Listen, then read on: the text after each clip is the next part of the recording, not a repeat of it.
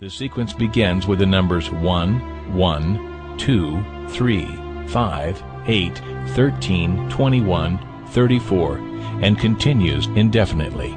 Each number is obtained by adding the last two digits together.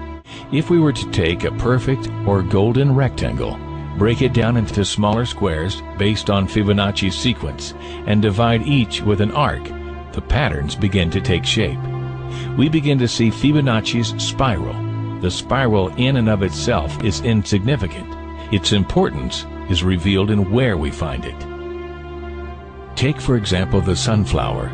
The display of its florets are in perfect spirals of 55, 34, and 21, the sequence of Fibonacci. The fruitlets of the pineapple create the same spiral based on the sequence. The pine cone does the same. As currents move through the ocean and the tide rolls onto the shore, the waves that bring in the tide curve into a spiral that can be mathematically diagrammed onto a plot at the points 1, 1, 2, 3, 5, 8, 13, 21, 34, and 55. Buds on trees, sand dollars, starfish, petals on flowers, and especially the nautilus shell are formed with this exact same blueprint. With each segment of growth, the nautilus adds to itself one more value on Fibonacci's scale. This blueprint can be seen around us on a small scale every day, but the greatest example of all is directly above our heads. At an average of 100,000 light years across, even the spiral of the galaxies above us are formed with the exact design that the tiny shell is formed. This sequence or blueprint appears to be the trademark of a designer, a proof of a creator.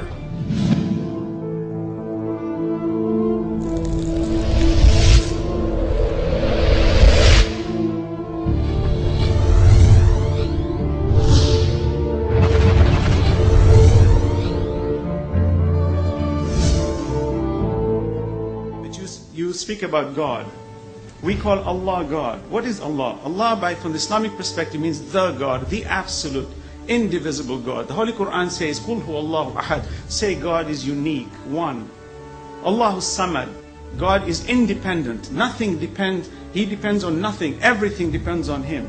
Lam yalid. He does not beget, nor is He begotten, nor is He born. This absolute God has no frame of reference. Frame of reference implies something that is bound within time, matter, and space. The problem with these arguments is we keep constantly debating on the issue of bringing God to the relative world. The relative world cannot exist without an absolute creator, and that's the argument. You keep arguing on the issue of God in the relative sense. God is not transient.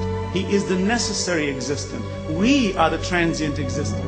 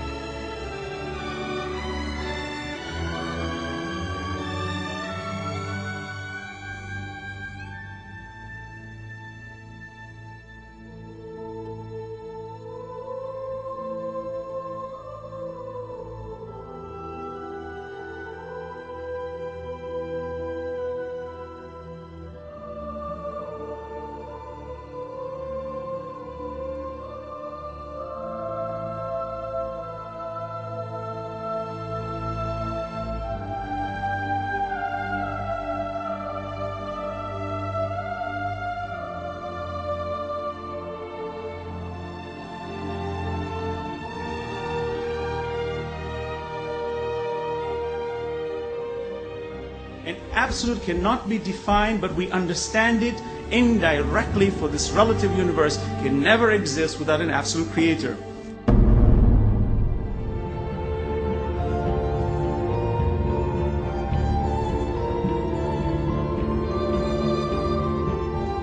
Holy Prophet Muhammad is made to say, قُلْ هُوَ اللَّهُ أَحَدٌ. Say, He is God, the one and only. He said, Ahad, one and only. Jesus said, Echad, meaning one and only. Moses said, Echad, meaning one and only. What is the difference? It's the same word meaning the same thing.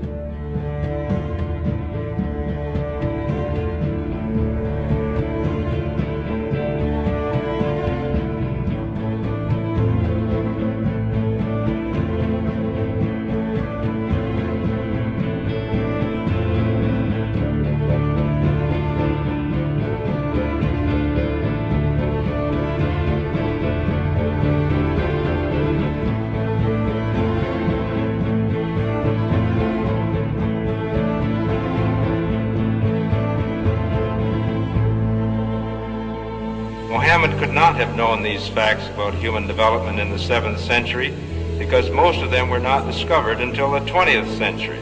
Muslims and others are justified in concluding that these facts could only have been revealed to Muhammad by the one who knows all about us, not only about how we developed, but how we lived and functioned. The unity of these three faiths consists in the unity of God. You see, in the fundamentals of the teachings of Moses, Jesus, and Muhammad, there is not an iota of difference.